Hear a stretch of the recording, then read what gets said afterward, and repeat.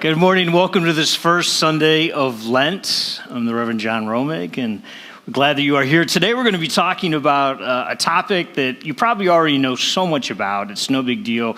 It's called forgiveness, and I'm sure that's not an issue in any of our lives, but we're going to talk about it because Jesus does, and so that we are glad you are here to worship today. Today is also Art Sunday, and okay, so we are continuing in the Gospel of Matthew. I want to say hi to Linda Courtley. She's in the hospital worshiping with us today on her phone, watching, and Kay and Tim and Sharon in Florida, and the Enyarts and the O'Reillys. Just a shout out to our folks who worship with us online. Let's look in the Gospel of Matthew, chapter 18, verses 21 through 35. Then Peter came and said to Jesus, so Jesus is continuing in this discourse, teaching the disciples, and he had just finished saying to them, where two or three of you are gathered, there I am with you also. And so Peter comes to him and says, Lord, if another member of the church sins against me, how often should I forgive? As many as 7 times? And Jesus said to him, not 7, but I tell you 77 times, or what can also be read as 70 times 7. So there's a lot. Now, Peter had said to him 7 times because 3 is kind of this common number of forgiveness. And so Peter thought, well, I'm going to double that, make it 6. I'm going to throw in 7, this number of perfection. That surely ought to be the amount, all I need to forgive somebody. And Jesus comes back and says, no, it's really limitless. And so Jesus continues on with the parable, as we've talked about, the kingdom of heaven is like. So we've heard the kingdom of heaven is like a mustard seed, right? The kingdom of heaven is like yeast. The kingdom of heaven is like wheat or weeds that have been sown. So now we have another one. The kingdom of heaven may be compared to a king who wished to settle accounts with his slaves, and when he began the reckoning, one who owed him 10,000 talents was brought to him. So 10,000 talents is going to be about 150 years worth of service. So it's pretty huge, more than this person can really pay back. And as he could not pay, his Lord ordered him to be sold together with his wife and children and all his possessions, and payments to be made. So the slave fell on his knees before him, saying, have patience with me, and I will pay you everything. Now, the Hebrew word here for patience really gets at the root of a word that also means sharing and suffering. So have patience, be willing to bear this part of this burden with me until I can repay you. And out of pity, which really the root words here are compassion. So out of compassion for him, the Lord of that slave released him and forgave him the debt. But that same slave, as he went out, came upon one of his fellow slaves who owed him 100 denarii. We're talking roughly like $20. Okay, so just for simplistic terms, let's think of $10 million and $20. The first person is forgiven of a $20 million or a $10 million debt, but this same person is owed $20. And so what does he do? So he sees him and seizes him by the throat and says, pay what you owe me. Then his fellow slave fell down and pleaded with him, have patience with me and I will pay you. But he refused. And he went and threw him into prison until he would pay the debt. When his fellow slaves saw what happened, right? So in the age of technology and everybody's got their phone out video recording, they see what happens. And so what do? They post it on social media and they go to the Lord and they reported all that had taken place. And then his Lord summoned that first slave and said to him, you wicked slave, I forgave you all the debt because you pleaded with me. Should you not have had mercy on your fellow slave as I had mercy on you? And in anger, his Lord handed him over to be tortured until he would pay his entire debt. So my heavenly Father will also do to every one of you if you do not forgive your brother or sister from your heart. So that's a pretty intense parable, right? We have actions that are happening, and so then the Lord or this king when sees that the first slave had what? Not really changed his life, but had gone out and acted and not shown mercy to the other slave, he threw him in prison. Now, what we don't want to do here in this parable is get fixated on its entirety. It's not, again, as a parable. These kingdom of heaven parables are meant to make us think. What is the kingdom of heaven of like here? Again, the kingdom of heaven comes forth in a radical way and acts in ways in which we fully don't understand and certainly don't deserve. The kingdom of heaven is like one who has great patience, willing to walk alongside, to forgive. And because of that forgiveness, then, our life in response to that should be changed or transformed so that we are willing to forgive others. But that's not what happens here. Often our resistance to forgive is rooted in our resistance to believe that we ourselves can be forgiven.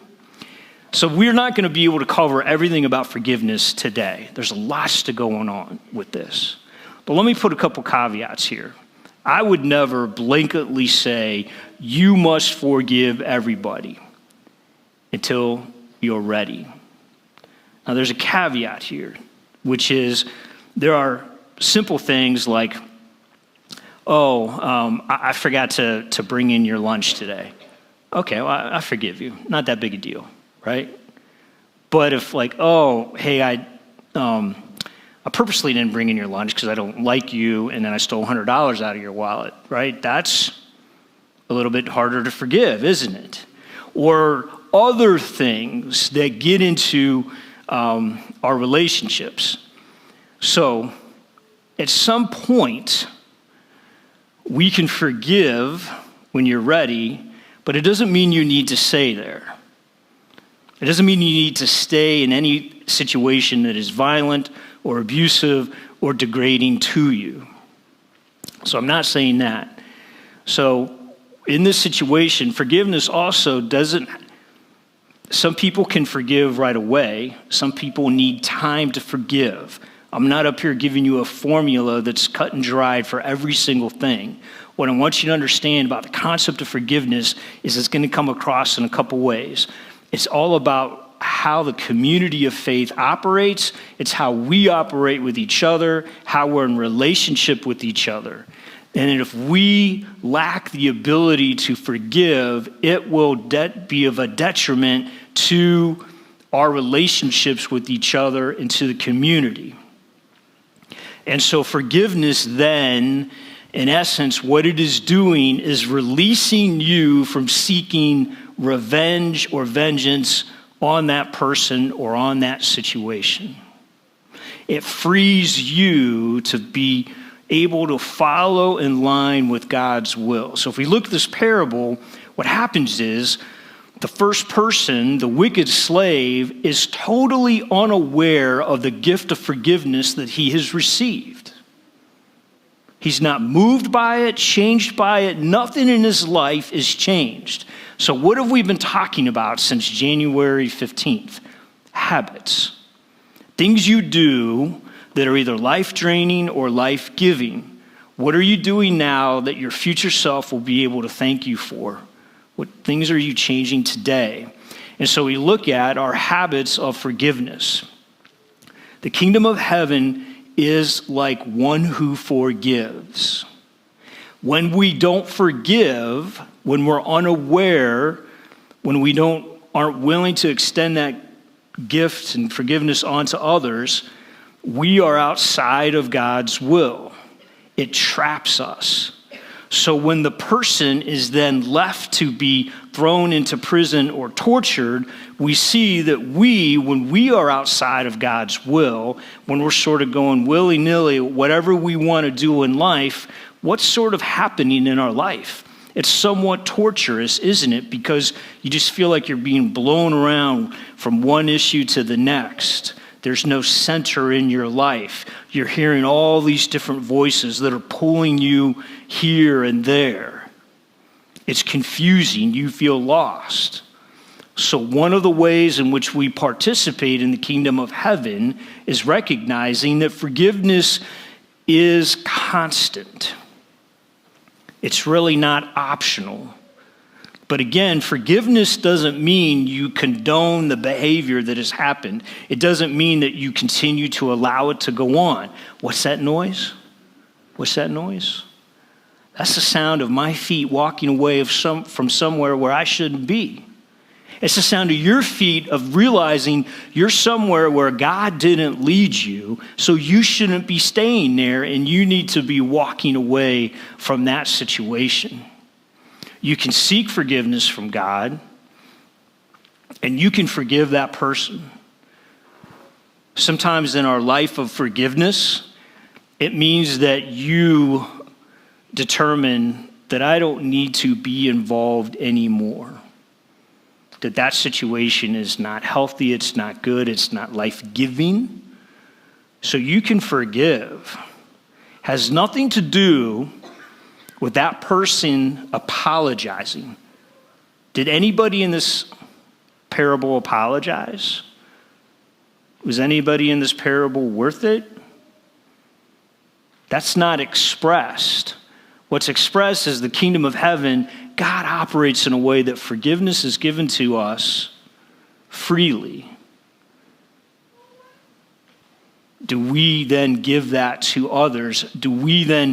Are we willing to participate in new possibilities?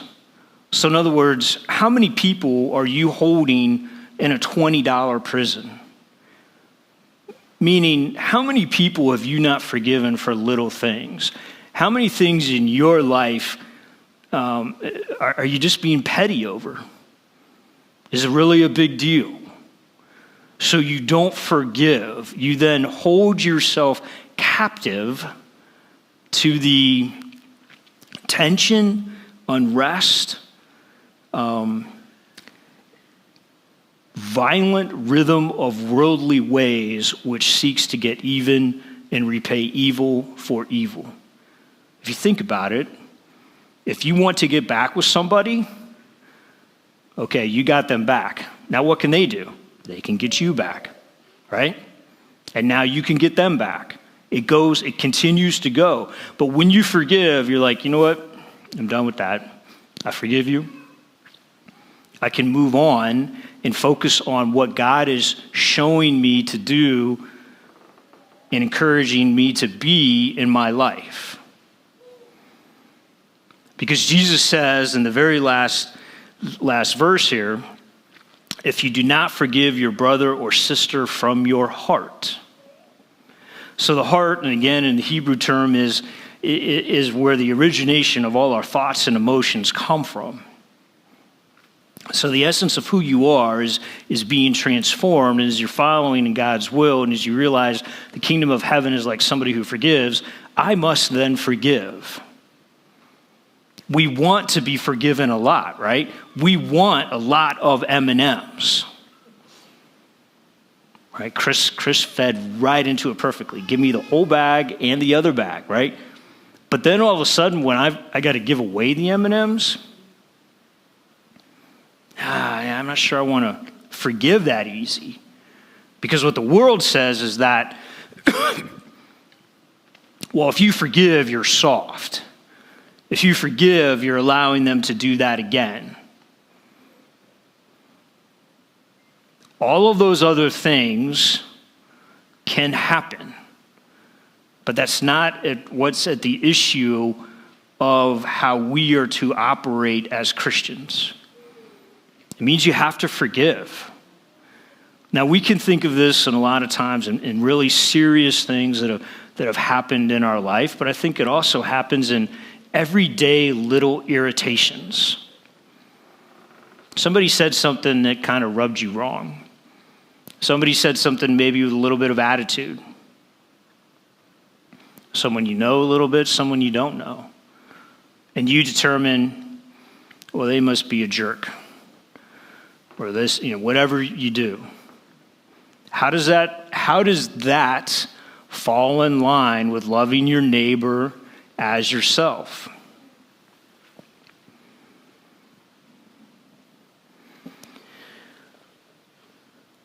In the Lord's Prayer in Matthew 6, in which we covered before, what do we say? Forgive us our debts as we forgive our debtors. Forgive us our trespasses as we forgive those who trespass against us.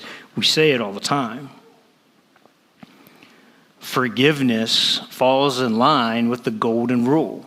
Do unto others as you would have others do unto you. Are you willing to... There's a great theme that comes up a lot in our Tuesday afternoon Bible study. Are you willing to trust God? So when I decide to forgive somebody, am I willing to trust God to be in that situation to start to make it right or resolve it? You say you trust God. Well, you got to trust God with the situation where somebody did do something to you. You're upset by it. Can I forgive? And begin to let that go. And again, this doesn't give us a whole lot of direction on, well, that person should apologize. Well, maybe they should. But you can be right all your life and held in just a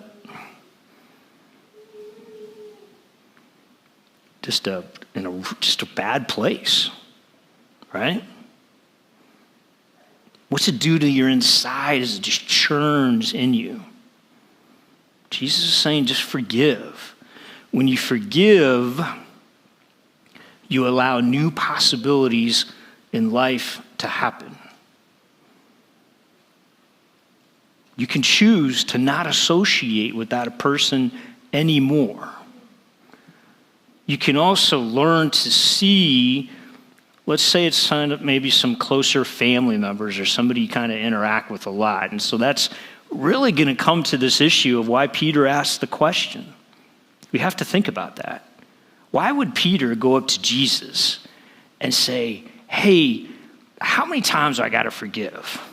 Like, it's almost like an athlete going up to the coach and like, how many sprints do we got to really run? I think 1 or 2 would be good, right? Like, you don't do that. Like, coach, how many times do I have to do this drill? But we have to think something was going on. There was strife. But we ask those questions. I mean, if you've been with kids or whatever, you know, how much more do we have to keep doing this? How much longer do we have to weed? How much longer do I have to keep cleaning my room, right? There's something going on that you don't want to do. Peter's like, how many times do I have to keep forgiving this knucklehead before I can be declared right and righteous? Great, you could be right and righteous and be all by yourself and not in relationship with anybody. Or you can be willing to forgive. Oh, and then Jesus said something about praying for your enemies. Now, your spouse may not be your enemy, but are you willing to forgive your spouse, your partner, and then also pray for them? But of course, while you're praying, you're really opening yourself to be changed and transformed as well.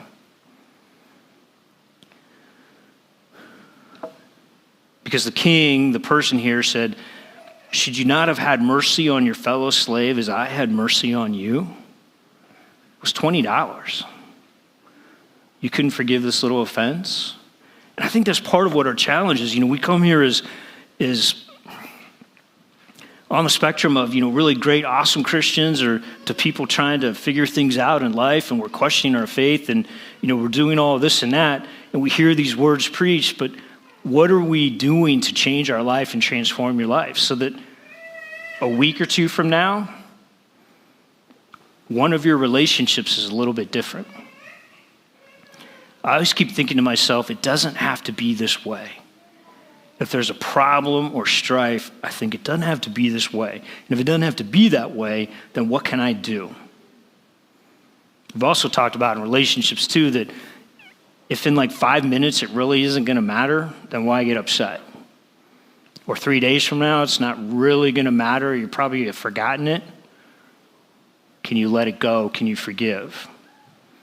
It takes practice. It's constant. The kingdom of heaven is like a mustard seed that grows small and becomes so big that the birds of the air are able to rest in its branches to be fed and be taken care of. Kingdom of heaven is like yeast that works in ways you can't even see, but it's still happening. So if I trust God in forgiveness, there's something going on in that relationship that is being taken care of. And again, not that you sit back, oh, I'm the right one here, they need to change everything. It's you are opening yourself up. There is a humility and humbleness to God working in your life that is part of forgiveness. No matter how much we try to get away from it, humility and humbleness in your life of faith is one of the key items to your ability to change and be transformed. Because if you think you're pretty good in what you're doing and all these other things, well, that's a form of pride. It's a form of resistance to where God is working in your life. And so we look at this question. Why is Peter asking this question? Because, well, there's obviously some people that are irritating him, and he wants to know how long he's going to have to endure it. And Jesus is like, man, it's countless. 77 times. 490. Whatever it is, it's a lot. How do we learn from that? I think the issue with forgiveness, too, is our resistance to really believing that we're forgiven. And so we carry around this guilt, we carry around this shame because we keep going back to God, forgive me, forgive me, forgive me. And God's forgiven you, but we keep bringing that up. And memory is part of the healing and transformation process. But as you learn to open yourself up to God's love, to receive this gift, this life-changing, and to be aware of it, and to be transformed, you realize, I am forgiven. And if God can forgive me for what I think is unforgivable, why would I not respond in love in that same way to somebody else? You know, and these are some topics that we can and we'll have to address in other days. But when we think about, am I truly forgiven? Well, the answer is yes. If you've asked to be forgiven, you are forgiven. And that's hard for us to deal with because we want to keep beating ourselves up, heaping that shame as if somehow that makes you more holy or righteous or repentant in God's eyes. You don't have to do that. You don't have to carry that. You weren't asked to carry that. You're carrying something into an area that God's not led you to be. Set that down and move over. Jesus says, come to me, all you who are weary and heavy laden. I will give you rest. So as we learn to believe that we are forgiven, that frees us up again into new possibilities of how we can love and free others. The king or the Lord in this situation was upset because the person had not changed and went out and did the exact opposite of the gift that he had been given. The issue of money was not the problem. And so we can apply this lesson to all areas of our life. The issue is if you believe you've received forgiveness from God, if you believe that Christ has died on the cross so that we might see that love wins, that violence does not have the last word, that evil and anger does not have the last word in this situation, then we respond to others with forgiveness. The kingdom of heaven is like one who's incredibly patient, willing to forgive, to hear, to not bring upon you what we might deserve for the dumb things that we do and say. My prayer is that you are aware of this total encompassing gift of love that we have all received. This forgiveness and life. And may we learn that as we live within the kingdom of heaven, that as we give mercy in the kingdom of heaven, that we respond in ways that we know are challenging to us, but that we do work to forgive. And as I always like to say, today's a new day. Today's the day the Lord has made. Let us rejoice and be glad in it. Yesterday's gone. Forgiveness, we start again. So let's look at our habits. Let's look at what we need to change. Let's write things down, little things, little changes. Believe in who you are. You are a person who forgives. That's your vision. If I'm a person who forgives, then I need to forgive. If I'm a person who loves, then I'm a person who loves. Just like if I'm a person who plays bells, well, then I play in the bell choir, right? If you're a wrestler, if I'm a wrestler, then you practice wrestling. Whatever the case may be, you envision yourself, I am one who forgives. So then when you're caught in that tension of not wanting to forgive, you've got something to really talk about with God, don't you? God, I know I'm one who forgives. I'm struggling here. Help me. Help me. Now, don't let one major issue in your life stop you from believing that you are a person who forgives. We all have at least one major thing in our life that we don't want to forgive somebody for, or something's really happened. Some of us have a number of them. Those are issues that you're working on with God. You're learning to believe that in everyday life, in order for relationships to function as they should within the kingdom of heaven, you are a person who forgives. Amen? Amen. Amen.